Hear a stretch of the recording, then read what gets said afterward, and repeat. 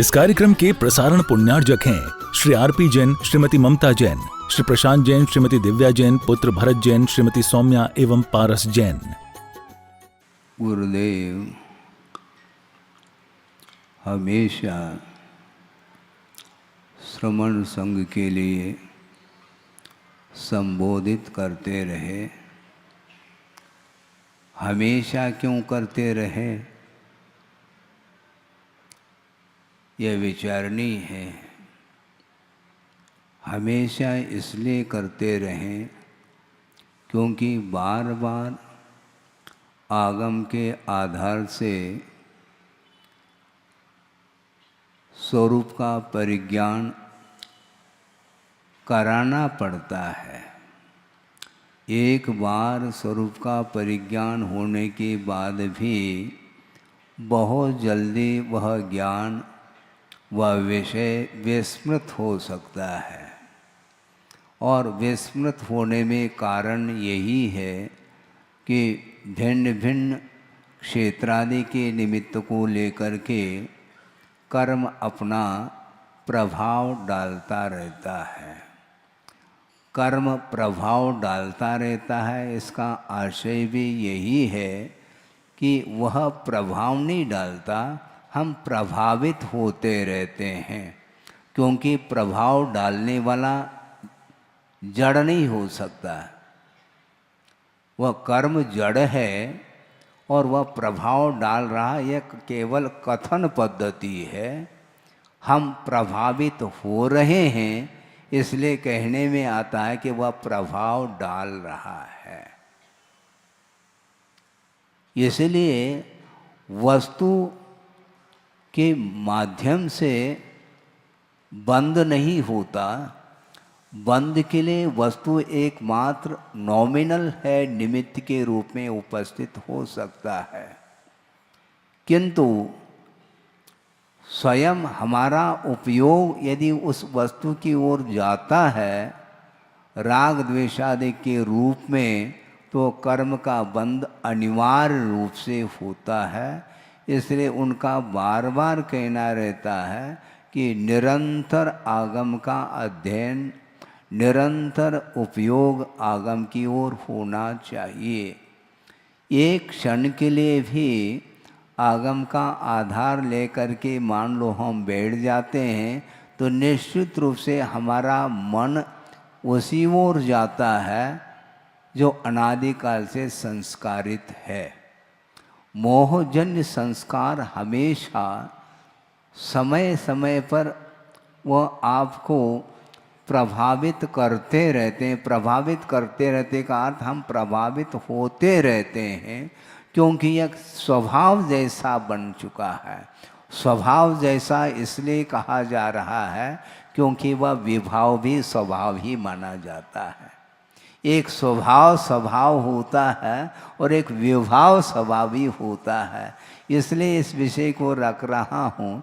जो बाहर के कुछ विद्वान भी आए हैं ऐसा लग रहा है, जिनको आपने अभी अभी निवेदन किया है कि 2 व्यक्ति बाहर से आए हैं, तो हमने सोचा उनको ही निमित्त बना करके विषय रखा जाए तो ज़्यादा उपयुक्त रहेगा। क्योंकि एक विद्वान यदि आगम के अनुरूप इस विषय को ग्रहण कर लेता है तो उनके माध्यम से कईयों के लिए वह विषय प्राप्त हो सकता है। हाँ, क्योंकि एक आपने दीपक जलाया है तो उसी दीपक के माध्यम से कई दीपक जल सकते हैं। इसलिए आज हम उन्हीं को निमित्त बना करके कुछ विषय देना चाहते हैं। क्योंकि गुरुदेव हमेशा श्रमण संघ के लिए संबोधित करते रहें, और हमेशा इसलिए करते रहें कि क्योंकि कितना भी वह प्रौढ़ साधक क्यों न हो, निश्चित रूप से भिन्न भिन्न निमित्तों को लेकर के जो वातावरण निर्मित होता है उससे वह प्रभावित हो सकता है। पॉसिबिलिटी है, संभावना है। इसलिए उन वातावरण से वह प्रभावित न हो और हमेशा आगम के आधार से उसका उपयोग जो है अपने आत्मा में लीन होने के लिए तत्पर हो जाए, इस पवित्र उद्देश्य को लेकर के निरंतर वो शिष्यानुग्रह कुशले, शिष्यों के ऊपर अनुग्रह करने में वह कुशल रहे हैं। मैं ये विषय बनाना चाह रहा हूँ और गुरुदेव ने जो विषय रखा है उसी को मैं रिपीट कर रहा हूँ। हाँ, केवल दोहराता रहा हूँ क्योंकि उन्होंने कहा दोहराते रहो। दो राह पर नहीं चलना, दोहराना है मैं। हाँ, राह तो एक ही पकड़ना किंतु दोहराना है। राह अनेक नहीं होते हैं, राह अर्थात पथ होता है, वह पथ अर्थात मार्ग एक ही होता है, वह सन्मार्ग माना जाता है। उस राह को तुम लोगों ने पकड़ा है, अब बार बार आगम को दोहराते रहो तो निश्चित रूप से आप पथ से च्युत नहीं हो पाओगे, क्योंकि पटरी के नीचे वह व्यक्ति आता है जो दोहराता नहीं है। अनुप्रेक्षा, अनुप्रेक्षा के माध्यम से ही संवर भी होता है और निर्जरा भी होती रहती है। आप क्या चाहते हैं? संवर चाहते हैं कि निर्जरा? संवर चाहते हैं क्या आश्रव? आश्रव नहीं चाहते ना, तो संवर चाहते हैं। संवर के ऊपर श्रद्धान करो, 7 तत्वों में संवर तत्व आता है और संवर तत्व के ऊपर जिसकी आस्था मजबूत हो जाती है वह निश्चित रूप से संवर के लिए जितने भी साधन सामग्री है उसी का वह आलम्बन लेता रहता है। इसलिए अनुप्रेक्षा का आलम्बन निरंतर लेना चाहिए। और एक बहुत अच्छा उन्होंने प्रसंग दिया था, उसको मैं आपके सामने रख रहा हूँ। एक श्रमण है जिसने अध्यात्म पद का आलम्बन लिया है और उसके आलम्बन से वह ध्यान अथवा सामायिक कर रहा है। बहुत विशुद्धि बढ़ चुकी है, विशुद्धि की चरम सीमा कह दें तो कोई अन्योक्ति नहीं, किंतु अगले दिन उसी अध्यात्म पद का आलम्बन लेकर के वह ध्यान अथवा सामायिक कर रहा है, विशुद्धि बढ़ नहीं पा रही है। अब प्रश्न ये उठता, विकल्प ये मन में आता है कि अध्यात्म पद के आलम्बन से विशुद्धि बढ़ती है, क्या कुछ और आलम्बन लेने से विशुद्धि बढ़ती है? अध्यात्म का सहारा लेते हैं, उसके माध्यम से विशुद्धि बढ़ेगी, यदि बढ़ेगी तो।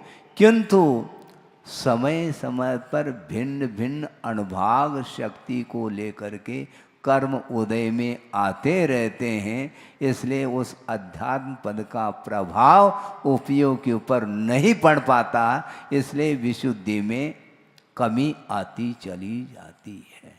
इसलिए निरंतर मुहुर्मुहुर् चिंतनम पुनर्चिंतनम इति अनुप्रेक्षा, ऐसा कहा।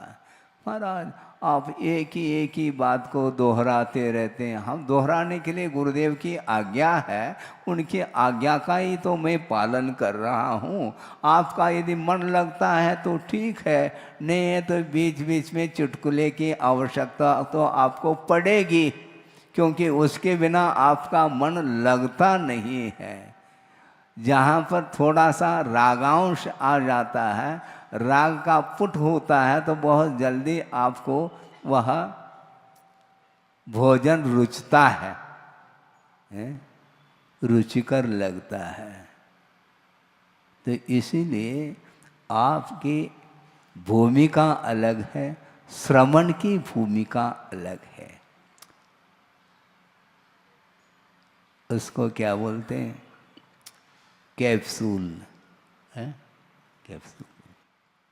वो उसमें जो दवाई है वो बहुत कड़वी है और उसको यदि लेना है तो शुगर कोटेड करने की आवश्यकता पड़ती है।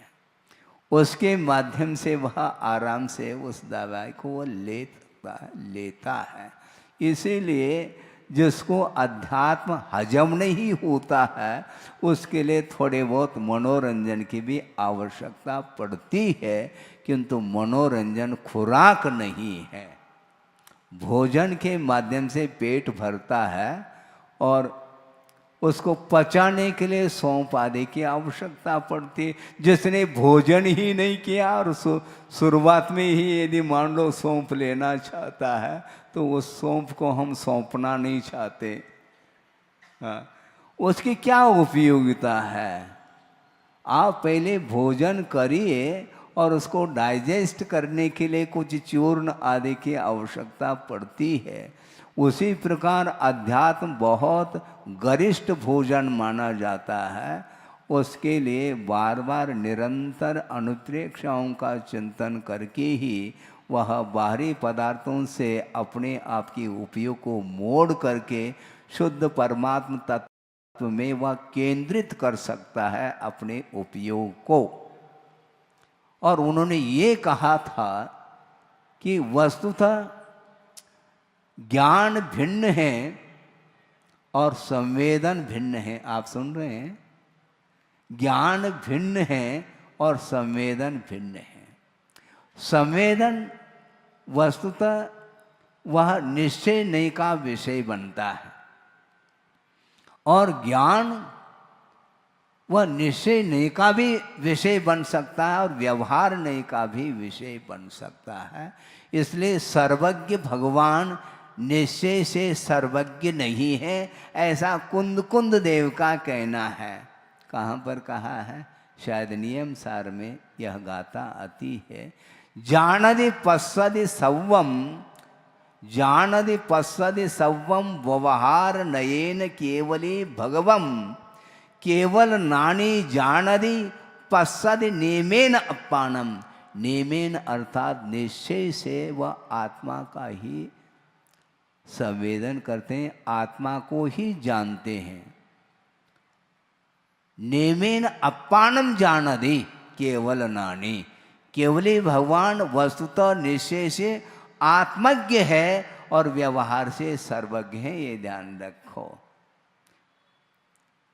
व्यवहार से सर्वज्ञ। विश्व का जो उन्हें ज्ञान हो रहा है वह व्यवहार से इसलिए हो रहा है क्योंकि विश्व का संवेदन नहीं कर सकते, वो विश्व को जान सकते हैं।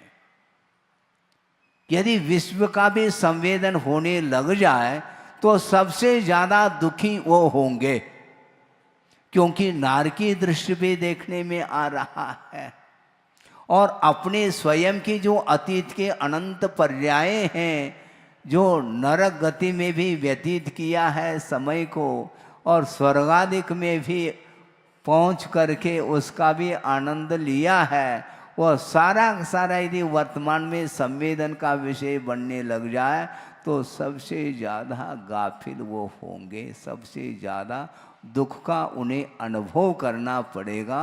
किंतु ऐसा होता नहीं, इसलिए ज्ञान बंद के लिए कारण नहीं किंतु अध्यवसान बंद के लिए कारण, अर्थात रागादिक जो परिणाम है वे ही बंद के लिए कारण हैं, वस्तुतः वस्तु बंद के लिए कारण नहीं। राग भाव यदि नहीं है तो कोई भी वस्तु हो, यत् किंचित अपि चिंतयेत किंतु वीत रागो भवेत योगी, ऐसा कहा। शर्त है तुम किसी भी पदार्थ को ध्यान का विषय बना लो, कोई कंडीशन नहीं, किंतु शर्त यह है कि वीतरागी होना चाहिए। जो वीतराग भाव के साथ पदार्थ को जानता है तो वह साधक कभी भी उस पदार्थ से प्रभावित नहीं हो सकता, कितनी भी अच्छी चीज हो, क्योंकि उनके दृष्टि में वह अच्छी है ही नहीं, न बुरी है। तो क्या है? वह ज्ञेय है, तो ज्ञेय को क्यों ग्रहण करना चाहेगा? बार बार आग्रह कर सकते हैं दाता, महाराज थोड़ा सा ले लो। अरे पूरा दे दो ना, हम देने के लिए लाए महाराज, लाए तो हैं, किंतु यहाँ से परमिशन नहीं। महाराज हमारी भावना है, सबकी भावना है, लेकिन मेरी भावना तो होनी चाहिए ना। मेरी भावना नहीं है तो फिर क्या होगा, फिर 1200 भावनाएं आ जाएंगी। तेरी भावना तो है लेकिन मेरी भावना नहीं है, तो अब क्या होगा। देखने के लिए वह वस्तु मनोज्ञ है, किंतु मोही के लिए वह मनोज्ञ है, योगी के लिए वह मनोज्ञ नहीं हो सकता। और जब देते समय जब दाता को भी उसके प्रति मोह नहीं है, तभी तो दे रहा है, तो योगी के पास मोह कैसा आ सकता है।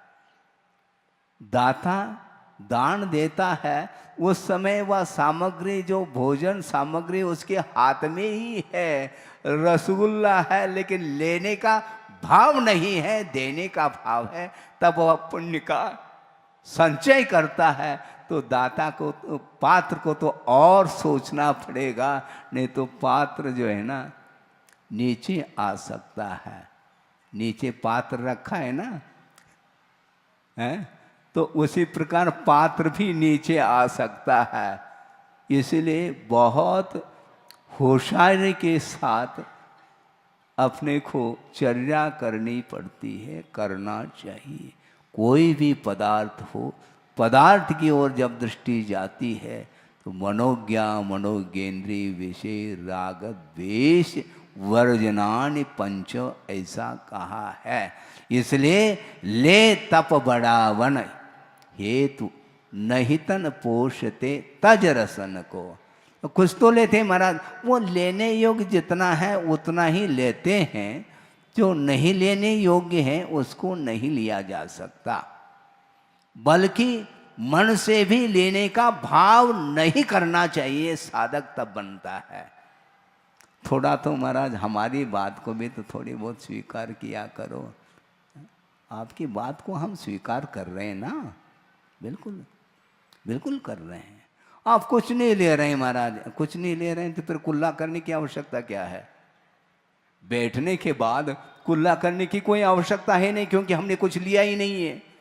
इसी को बोलते हैं भावुकता में बहुत कुछ बोला जाता है, यह सिद्धांत नहीं माना जाता। इसी को बोलते हैं सिद्धांत और भावना, इन दोनों में अंतर है। आप सब कुछ देना चाहते हैं, किंतु पात्र सब कुछ लेना नहीं चाहेंगे, क्योंकि वह तप करना चाहते हैं संयम के अनुपालन के लिए, और रत्नत्र के अनुपालन के लिए जो योग्य वस्तु है उसी को ग्रहण किया जाता है। इसी को बोलते हैं विधिवत, रुचिवत नहीं। आप अपनी रुचि से खिलाओ, कोई बाधा नहीं, बहुत सासे पुण्य का संचय आप कर रहे होते हैं, किंतु पात्र को भी तो संचय करना होता है क्या नहीं, क्योंकि अनुग्रह दोनों के ऊपर होना चाहिए। अनुग्रहार्थम स्वस्यात् सर्वो दानम कहा। अनुग्रह दाता दान दे करके पात्र के ऊपर अनुग्रह कर रहा है, और पात्र नहीं ले करके वह सो के ऊपर अनुग्रह करता है। दाता के लिए क्या अनुग्रह हो रहा है, पुण्य संचय हो रहा है। और पात्र के ऊपर क्या अनुग्रह हो रहा है उस दान के द्वारा, तो सम्यक ज्ञानादि अभिवृद्धि, ऐसा कहा।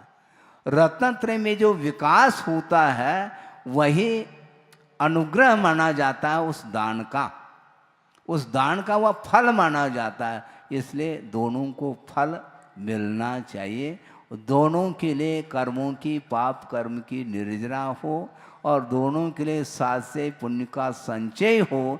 इस उद्देश्य को लेकर के ही साधक साधना करते रहते हैं।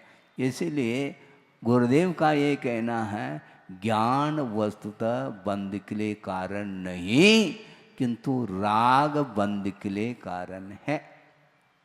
किंतु वह राग, कौन सा राग बंध के लिए कारण है, धर्मानुराग बंध के लिए कारण नहीं, किंतु विषयानुराग बंध के लिए कारण होता है। राग यदि नहीं है तो वह पदार्थ कितना भी कैसा भी हो उससे वह प्रभावित नहीं हो सकता। इसलिए भीतरी जो कर्म है उस कर्म के उदय से ही वह संसारी प्राणी गाफिल होता है। एक उदाहरण दिया था गुरुदेव ने, देखो दो व्यक्ति है, दोनों के लिए क्षेत्र एक ही है, भिन्न भिन्न क्षेत्र नहीं। एक ही क्षेत्र पर दो व्यक्ति बैठे हैं और एक बंधन का अनुभव कर रहा है और एक बंधन का अनुभव नहीं कर रहा है। ऐसा कौन सा उदाहरण है उन्होंने? हाँ, उदाहरण ये दिया था, जेल में कैदी भी होता है और जेलर भी होता है। बंधन का अनुभव कौन करता है? कैदी करता है, क्योंकि वह अपराधी है, इसलिए उसको बंधन में डाला गया है। वह उच्छृंखल था, इसलिए उसके लिए बेड़ी की आवश्यकता है। किंतु उसी स्थान पर वह जेलर बैठा है, किंतु वह बंधन का अनुभव नहीं करता। दूसरा उदाहरण क्या है? दे दें? दूसरा उदाहरण दे रहा हूं। नरक गति नाम कर्म का जिसको उदय चल रहा है, ऐसा जो नारकी जीव है वहाँ पर 7 पृथ्वियों में वह अनंत दुख का अनुभव कर रहा है, किंतु असुर कुमार वहीं पर पहुँचा है, उसको रत्ती भर भी उस क्षेत्र जन्य दुख का अनुभव इसलिए नहीं होता क्योंकि अंतरंग जो कर्म का उदय उसके पास नहीं है। इसलिए एकांत से जो ये निमित्त हैं ये बंध के लिए दुख के लिए कारण नहीं, किंतु भीतर जो कर्म का उदय है उसको नष्ट करने का पुरुषार्थ करना है। हमें पदार्थ को हटाना नहीं। सभा सामने बैठी है और ये राग के लिए कारण हो सकता है, हो सकता है, फिर हटा दिया जाए सभा को। हटाने का तरीका है बहुत बढ़िया है, आंख मेंच लो तो सभा गायब। आंख यदि मेंच ले, कोई लाकावन में कोई है ही नहीं। इसको बोलते हैं कि डाइवर्शन, उपयोग को परिवर्तित करना। यहाँ तक कहा आचार्यों ने, जो प्रौढ़ साधक होता है वह किसी भी पदार्थ का अवलोकन कर ले फिर भी वह बंध से मुक्त रहता है। इसी को बोलते हैं साधना, इसी को बोलते हैं वीतराग था। क्योंकि स्वरूप की ओर दृष्टि है, स्वभाव की ओर दृष्टि है, इसलिए वह बंध के लिए कारण नहीं होता। किंतु जो पर्याय हैं, वैभाविक पर्याय हैं, उसकी ओर यदि दृष्टि जाती है और राग के साथ यदि दृष्टि जाती है तो वही पदार्थ उसके लिए बंध के लिए कारण शुद्ध होता है। इसलिए पदार्थ को जानते हैं केवली भगवान, विश्व को जान रहे हैं, बल्कि जान नहीं रहे, पूरा विश्व जानने में आ रहा है। इसके उपरांत भी बंध से मुक्त है, क्योंकि मोह कर्म का अभाव हो चुका है। मोह क्षयात ज्ञान दर्शनावरणांतराय क्षयाच केवलम कहा। केवल ज्ञान जो उत्पन्न होता है वह मोहनी कर्म के क्षय के पश्चात होता है, और मोहनी कर्म का क्षय उनका हो चुका है। इसलिए कोई भी पदार्थ से वो प्रभावित नहीं हो रहे हैं। इसी लोक में शुद्ध परमेष्टि विराजमान हैं और अपन भी इसी लोक में हैं, और हम प्रभावित हो रहे हैं और वो प्रभावित नहीं हो रहे। ज्ञान का विषय बन रहा है, किंतु संवेदन स्व का हो रहा है। जो स्वरूप का संवेदन करता है उसको कभी भी दुख का अनुभव, राग द्वेष आदि का भाव संभव ही नहीं है। इसलिए राग और द्वेष से ऊपर उठने के लिए श्रवण को चाहिए। व्यर्थ समय यदि खो रहा है, निश्चित रूप से वह श्रवण अपने पद से च्युत हो सकता है। इसलिए बार बार संबोधित करने की आवश्यकता पड़ती है श्रवण के लिए भी। महाराज श्रवण तो महाव्रती है तो, किंतु महाव्रती होकर के भी अभी वह पौधा है, हाँ, उसको संभालने की आवश्यकता है। जब तक आत्मानुशासन नहीं होगा तब तक शासन करने की आवश्यकता पड़ती है। आचार्य के लिए शिष्य को संभालना पड़ता है, अपने आप संभल नहीं पाता, क्योंकि जब तक प्रौढ़ता नहीं तब तक उसको सहारा देने की आवश्यकता पड़ती है। आलंबन, सहारा, आधार देने की आवश्यकता पड़ती है। गोद का लड़का है, वह गोद का सहारा चाहता है और उसी में पलेगा वो, जब तक वह शिशु है, हाँ, जब तक वह लड़का है। महाराज आपके सामने हम सब लड़के हैं, हाँ? नहीं, ये गलत है, ये व्यवहार ठीक नहीं। यदि इस प्रकार कहोगे तो 90 साल का कोई व्यक्ति है तो उसका 70 साल का लड़का है, 20 साल का अंतर लेकर के चल रहे हैं हम। तो ऐसी स्थिति में पिता कौन और पुत्र कौन पहचानना मुश्किल हो गया। संभव है 70 साल का वह लड़का जिसका शरीर जो है क्षीण हो रहा है, और 90 साल के जो पिताजी है उनका शरीर अभी भी हो सकता है, पुष्ट हो सकता है। तो कौन पिताजी है, कौन बालक है, कौन पालक है, इसको पहचान करना मुश्किल हो जाएगा। क्या करोगे? इसलिए बालक नहीं आप, क्योंकि जो तर्क करता है वह बालक नहीं हो सकता है। ध्यान रखो, लिख के रखो आप। महाराज हम तो बालक हैं आपके सामने, इसका अर्थ हमारे सामने बालक है, दूसरे के सामने पालक है आप। पक्की बात है, तभी तो आप दूसरे का पालन कर रहे हो, आप संचालन करते हैं, मंच का नहीं।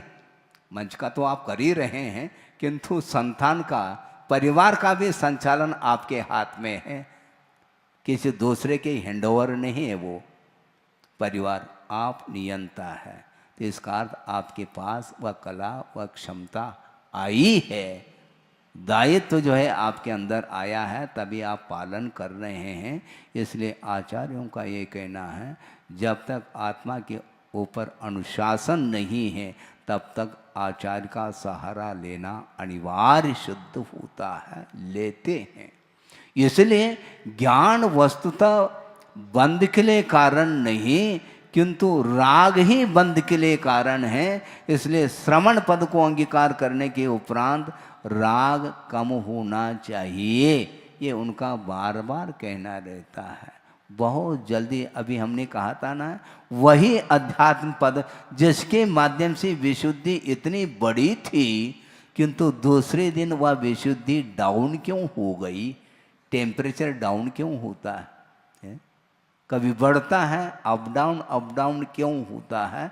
क्योंकि भीतरी जो कर्म हैं भिन्न भिन्न अनुभव को लेकर के उदय में आते हैं, भिन्न भिन्न निमित्तों को लेकर के, उस समय वह अध्यात्म पद भी उसके लिए प्रभावकारी सिद्ध नहीं होता। इसलिए द्रव्य क्षेत्रादि को हमेशा सावधानी के साथ रहो, ऐसे स्थान को चुनो, ऐसे क्षेत्र को चुनो जहाँ पर संयम का अनुपालन अच्छे तरीके से हो सके।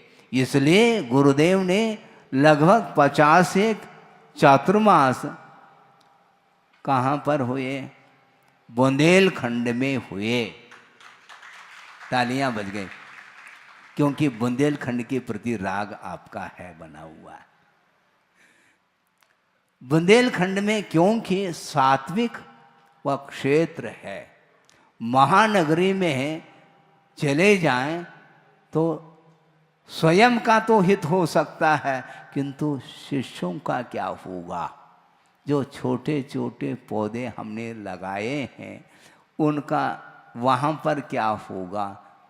छोटा पौधा है और लू लपट लग जाए, वह उसमें झुलस जाएगा, फिर वह राख राख हो सकता है। इसलिए उसको उस स्थान पर ले जाना चाहिए जहाँ पर अनुकूल वातावरण हो। तो उन्होंने अच्छे क्षेत्र, सिद्ध क्षेत्र आदि में ही चातुर्मास आदि किए हैं और इतना विशाल जो संघ का निर्माण किया है, ये सारा सारा परिणाम अब सामने देखने को मिल रहा है।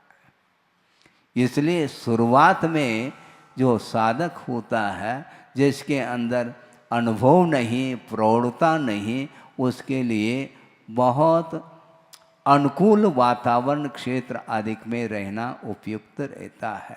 नहीं है तो निश्चित रूप से वह वातावरण उसको प्रभावित कर सकता है। इसलिए संवेदन और ज्ञान में बड़ा अंतर है। संवेदन पर का नहीं होता, ज्ञान स्व का भी होता है, पर का भी होता है। ज्ञान अतीत का भी होता है, अनागत का भी होता है, किंतु संवेदन मात्र स्व का होता है और वर्तमान का होता है। अतीत अनागत का संवेदन संभव नहीं है। यदि अतीत का भी संवेदन होने लग जाए तो बहुत कठिनाई होगी। कठिनाई ये होगी, मान लो जिसका त्याग हमने किया है वह ज्ञान का विषय बन गया, तो संवेदन होने लग जाए तो फिर क्या होगा? पालन कैसे करेंगे? कर पाएंगे क्या? नहीं कर पाएंगे। संयम का पालन कैसे करेंगे? संवेदन वर्तमान का ही होता है, यह सम्यक एकांत है। मान लो एक्सीडेंट के माध्यम से पैर टूट गया, फ्रैक्चर हो गया और उसको 15 दिन, महीना भर, 2 महीना यथा योग क्या चढ़ा उसके पर? प्लास्टर। और उसके बाद फिर धीरे धीरे वह ठीक हो गया और चलने लगा, बल्कि वह दौड़ने लगा। किंतु दौड़ तो लगा रहा है, ज्ञान तो उसके पास है कि एक्सीडेंट के माध्यम से मेरा पैर टूट गया था, काफ़ी वेदना हुई थी, हो नहीं रही, वेदना हुई थी, इसका ज्ञान है उसको। किंतु संवेदन वर्तमान में यदि होने लग जाए तो दौड़ नहीं लगा सकता। इसलिए संवेदन और ज्ञान में जमीन आसमान का अंतर है। इसलिए आचार्य कहते हैं कि स्वसंवेदन के लिए पर पदार्थ के प्रति जो दृष्टि बार बार जाती है, उसको अपने ही पुरुषार्थ के माध्यम से उसको नियंत्रित करना होता है। उसके बिना कभी भी विशुद्धि, उसके बिना कभी भी शांति मिल नहीं सकती है। विशुद्धि कैसे बढ़ाएं महाराज? किसी ने कहा कि महाराज आजकल पुण्य पतला हो रहा है। पतला हो रहा है, उसको गाढ़ा कैसे करें? पुण्य को गाढ़ा कैसे करें महाराज? तो पाप को पतला कर दो। पाप को पतला करोगे, ऑटोमेटिक पुण्य जो है गाढ़ा हो जाएगा। हैं? पुण्य गाढ़ा करने के लिए तुम प्रतीक्षा करो, प्रतीक्षा मत करो। हैं? परीक्षा में खरे उतर जाओ, प्रतीक्षा करने की आवश्यकता नहीं। अपने को पाप को पतला करना है। संक्लेश को समाप्त करोगे तो विशुद्धि को बढ़ाने की आवश्यकता नहीं, क्योंकि वह विशुद्धि संक्लेश की अपेक्षा से वह अपोजिट तत्व माना जाता है, वह विपरीत तत्व है। संक्लेश का अभाव कर दो, अपने आप विशुद्धि, विशुद्धि का अभाव हो गया तो संक्लेश आएगा। और संक्लेश और विशुद्धि से जो ऊपर उठ चुका है उसको कोई भी फर्क नहीं पड़ता। विशुद्धि घट रही, पर्याय है, घटेगी, क्या बात हो गई। हम प्रतीक्षा नहीं करते, क्योंकि हमें गलत कार्य करना ही नहीं, अपने आप विशुद्धि बढ़ेगी। हाँ, क्योंकि हम विपरीत कार्य करते हैं तो निश्चित रूप से संक्लेश हाथ लगेगा और विशुद्धि नहीं बढ़ेगी। और अपने आप विशुद्धि बढ़ सकती है यदि विपरीत तत्व को हम हाथ में नहीं लेते हैं, तो अपने आप ही स्वरूप की ओर गति होती है। स्वरूप की ओर जाने के लिए जो विपरीत दिशा की ओर जो यात्रा हम कर रहे हैं, उस यात्रा को लौटाना पड़ेगा आपको। उसके बिना संभव नहीं, आपको बैक होना पड़ेगा। उन्मार्ग की ओर हमेशा इसकी गति होती रही है। इसलिए संस्कार, मोहजन्य संस्कार समाप्त नहीं हो पाते, इसलिए बार बार बार बार वह फेल होता आया है। फेल होने से हमें गम नहीं है, क्योंकि बार बार बैठना है, अगले अटेम्प्ट में बैठेंगे, निकालेंगे, हैं? प्री में निकल गया, मेंस में भी निकल गया और ओरल में फेल हो गया, तो फिर 1 2 1 2 करना, करेंगे, क्या बात हो गई। इस कार्यक्रम के प्रसारण पुण्यार्जक हैं श्री आरपी जैन, श्रीमती ममता जैन, श्री प्रशांत जैन, श्रीमती दिव्या जैन, पुत्र भरत जैन, श्रीमती सौम्या एवं पारस जैन।